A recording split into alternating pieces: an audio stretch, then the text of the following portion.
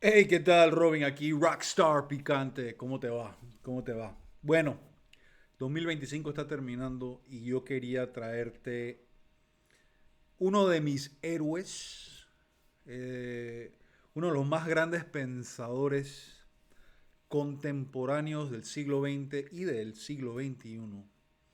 El señor se llama Sowell, Thomas Sowell, y quiero enseñarte quién es y más allá de eso, lo que quiero hacer es enseñarte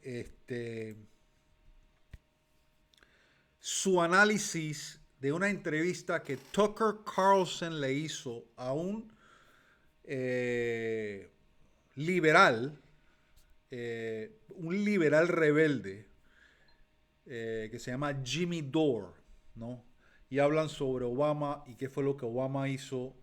Este es un libro de él, pero antes de enseñarte ese video, quiero enseñarte un poquito sobre él. Lo puedes encontrar en Wikipedia. Te recomiendo que no utilices Wikipedia. Wikipedia puede ser fácilmente modificado, pero bueno, es la forma más fácil de saber quién es él. Aquí puedes ver una foto de él cuando estaba joven. Aquí hay una lista de libros de él. Yo tengo tres o cuatro libros de él y tres o cuatro libros de otro economista brillante que se llama Milton Friedman. Y quería traerte a Thomas Sowell para que veas que no todo el mundo amaba a Obama. Eh, y puedes encontrar cualquier cantidad de libros de él. Este, bueno, aquí hay fotos de él y puedes ver todo. Pero bueno, quiero traerte este video de él. Hace poco lo hizo, hace 2 o 3 semanas. De un canal que se llama Mau, Mauen.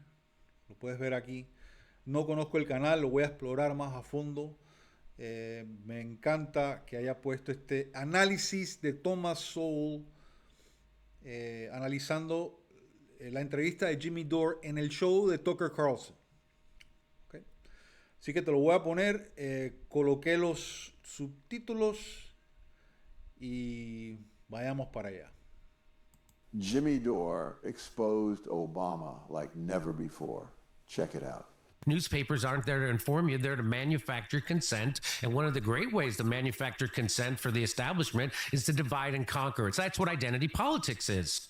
During an appearance on Tucker Carlson tonight, Jimmy Dore laid out a case that cuts directly against the carefully maintained mythology surrounding Barack Obama.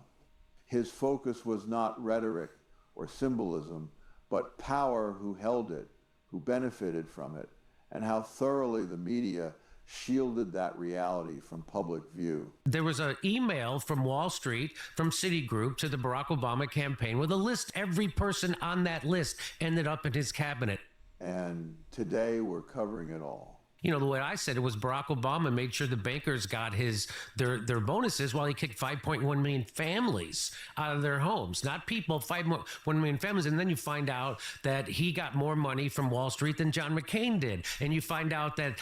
did he really? Yes. And that there was an email from Wall Street, from Citigroup to the Barack Obama campaign with a list of people they wanted in his cabinet. Every person on that list ended up in his cabinet. And the reason I know that, because that got released by WikiLeaks, and that's why they've been trying to kill Julian Assange ever since. And so they all are working. He wasn't a departure from George W. Bush, Barack Obama, just his skin color. He took us from 2 wars to 7. He gave us a right-wing healthcare plan, which came out of the Heritage Foundation, which is the same people I gave you Project 2025. And, he gave us Mitt Romney's healthcare plan. So, and he deported all those. He dropped more bombs than George Bush, and nobody noticed. This incredible mold remover gel can restore your Comerciales, bathroom ¿qué and se va a tiles to hacer? their original shine in just... At the center of Dore's argument is a detail that rarely receives sustained attention. A leaked 2008 email from Michael Froman, then a senior executive at Citigroup, sent directly to John Podesta, who was serving as co-chair of Obama's transition team. In that message, Froman attached 3 separate lists of individuals he suggested for key posts in the incoming administration. What followed was not coincidence. The final appointments tracked his recommendations with striking precision.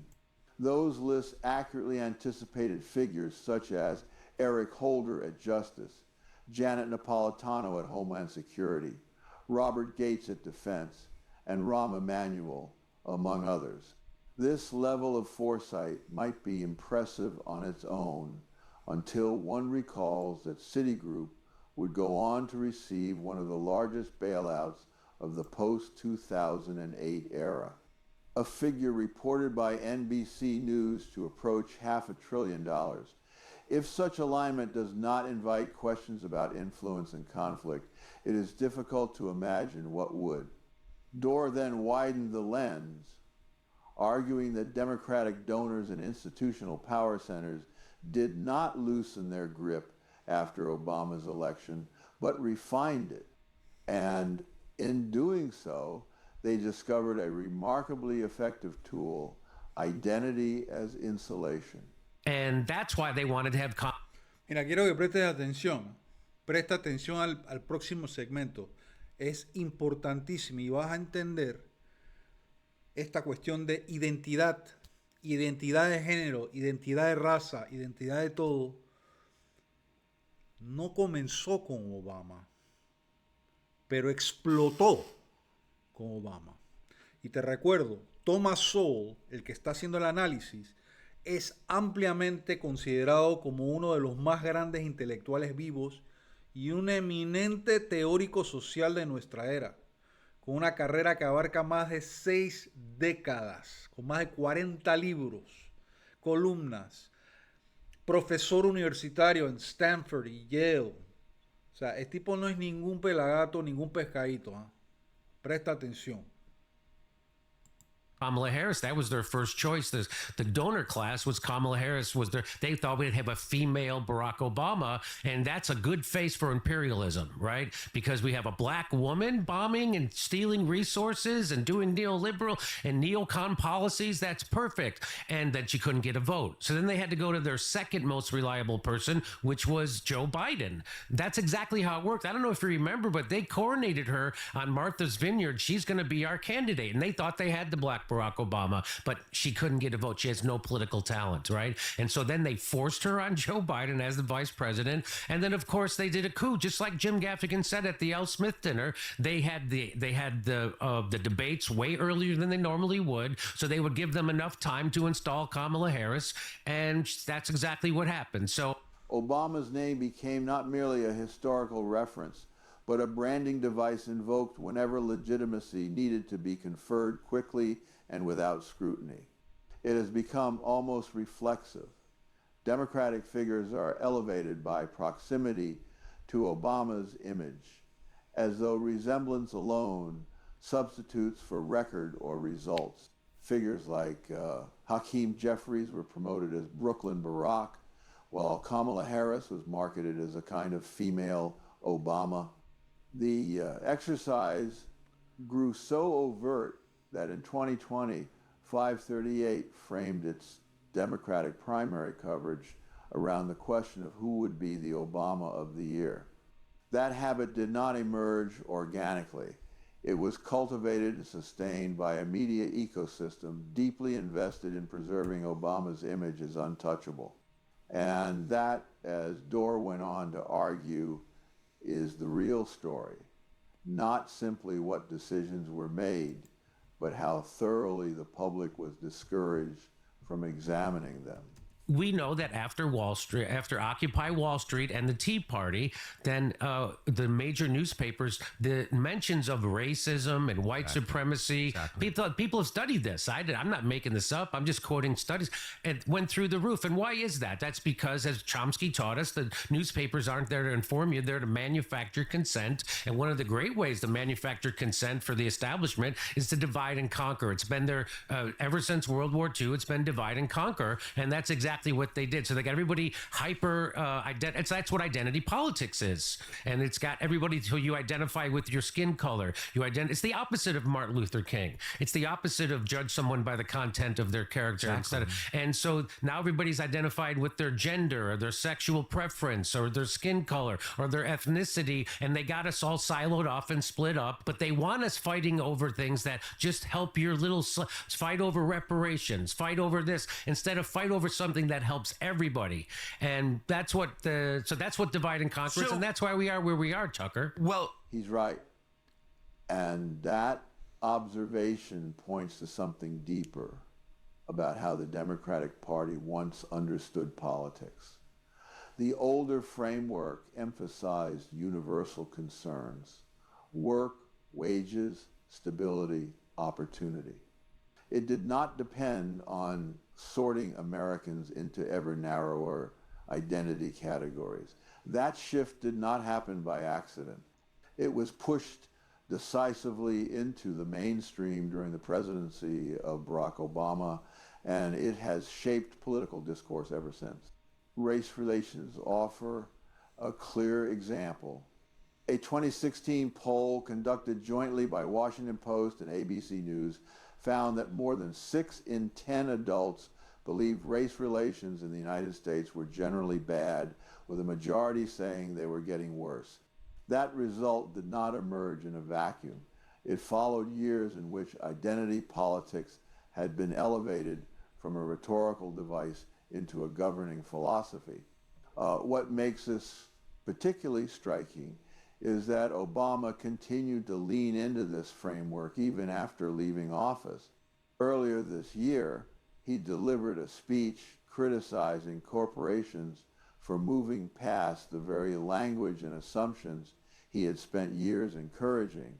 Watching that reversal, it is hard to avoid the conclusion that the public had simply grown tired of the slogans. For most of human history, and to this day in most of places in the world, there is a cost to challenging the powers that be. And I've noticed this among some wealthier folks who, you know, after George Floyd, they were right there, and a bunch of companies were talking about how they cared about diversity and they wanted to do this and they were all for that.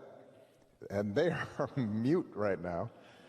But what that tells me is it was okay when it was cool and trendy. And when it's not, not so much. And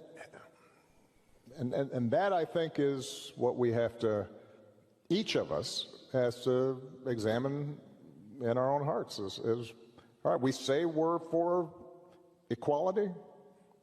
Are we willing to fight for it? Are we going to risk something for it? That is what gaslighting looks like in practice. Expressing frustration not because policies failed, but because people stopped pretending they were meaningful. Identity politics thrives on accusation and symbolism, but it falters when asked to produce tangible outcomes. It is easy to demand recognition from selected groups. It is far more difficult to deliver measurable improvements in everyday life. Many voters believed that Obama's presidency would materially improve conditions for specific communities. What they witnessed instead was something far more familiar. Wall Street rescued, donors protected, and bailouts extended on a scale that insulated the powerful while shifting the costs onto the broader public. In the end, the greatest beneficiaries were not the groups invoked in campaign rhetoric, but the financial and political elites who had always known how the system worked. Así es, así es. Te recomiendo que vayas y busques a Thomas Sowell, S-O-W-W-E-L-L, Thomas Sowell. Leas alguno de sus libros. Hay traducciones en español y vas a ver que el tipo es brillante. Es uno de mis héroes personales.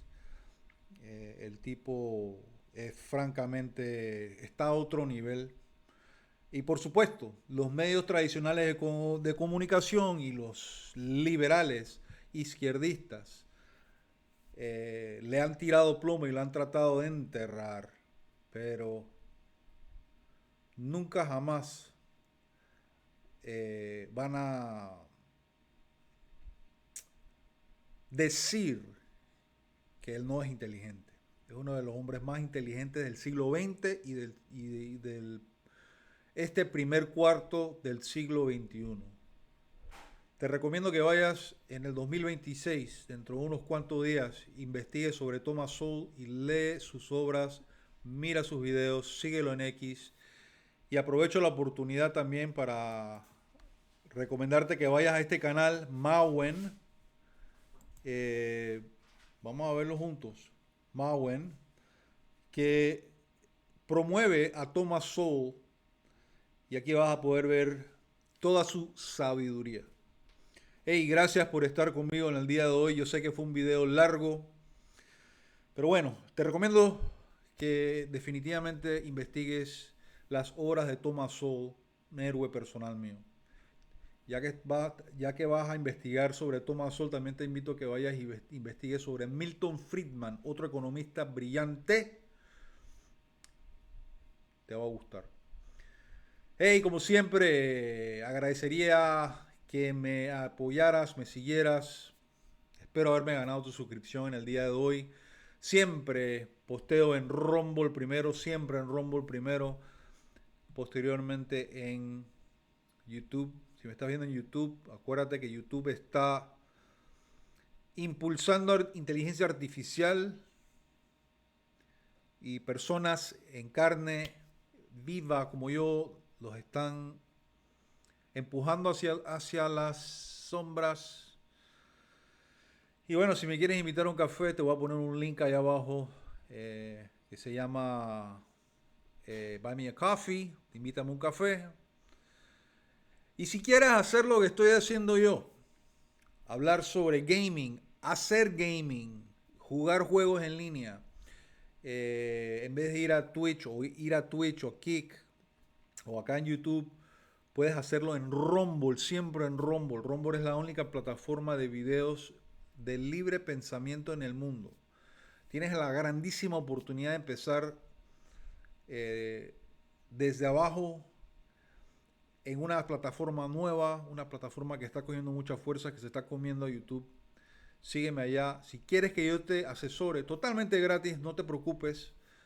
Manda un mensaje en Rumble o déjame un mensaje en alguno de mis videos en Rumble. Este mismo video si quieres y yo con mucho gusto te contacto y te ayudo a hacer videos en Rumble y también en YouTube, el mismo video.